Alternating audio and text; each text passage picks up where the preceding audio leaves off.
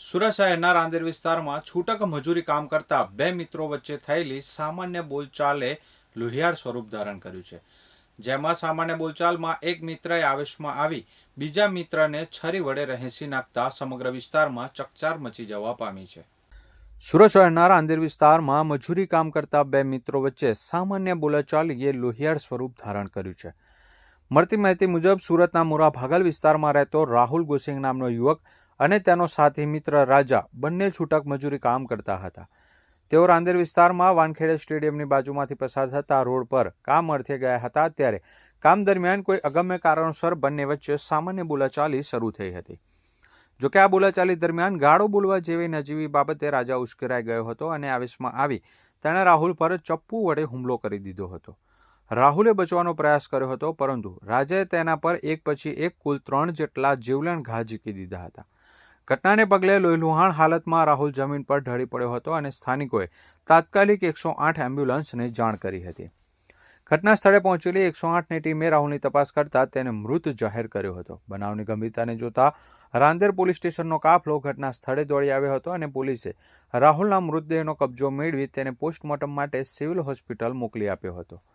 Rander police સ્ટેશનના PI RJ ચૌધરીએ જણાવ્યું હતું કે નાની મોટી બાબતો કે ઉશ્કેરણીમાં આવીને કાયદો હાથમાં ન લેવો જોઈએ. જો કોઈ વ્યક્તિ હેરાન કરતી હોય કે માનસિક ત્રાસ આપતી હોય તો તેની જાણ તુરંત પોલીસ સ્ટેશને કરવી જોઈએ, જેથી આવી દુઃખદ અને જીવલેણ ઘટનાઓ બનતી અટકાવી શકાય. આજે રાંદેર વિસ્તારમાં ભાનકી સ્ટેડિયમ પાસે આવેલ રોડ પર એક શ્રમજીવી રાહુલભાઈ ગોરસિંગભાઈ વાઘેલા, જે મૂળ દાહોદ જિલ્લાના જાલોદ તાલુકાના વતની છે, તેમની ઉંમર 27 વર્ષની છે અને સરકારશ્રીના જે રેન બસેરા શેલ્ટર હાઉસ બનાવેલ છે તેમાં રહી અને મજૂરી કામ કરે છે, છૂટક મજૂરી.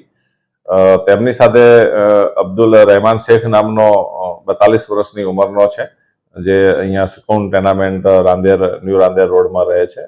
તે પણ ઘણી વખત મજૂરી કામે મળતા હોય છે, એટલે અમને પ્રકારની ઓળખાણ હતી અને બંનેને આજે ભાનકી સ્ટેડિયમ રોડ પર બોલાચાલી થયેલી અને એનાથી પછી ગાળાગાળીમાં જે આ અબ્દુલ રહેમાન શેખ છે ઉશ્કેરાઈ જઈ અને તેના પાસેથી થોડી વાર માટે ઘરે જઈ ચપ્પુ લઈ આવેલ.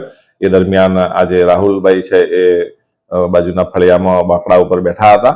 એ દરમિયાન તેઓએ ચપ્પુ વતી તેમને પીઠના ભાગે, છાતીના ભાગે ઈજા કરતા તેઓને સારવાર માટે લઈ જતા દરમિયાન મૃત્યુ નિપજેલ છે અને આ બાબતે હત્યાનો ગુનો નોંધી વિથ એટ્રોસિટીની કલમો લગાડી અને આગળની તપાસ DYSP Shri SC/ST cell atrocity સાહેબ નાઓ સંભાળેલ છે અને આરોપીને પકડી પાડવામાં આવેલ છે.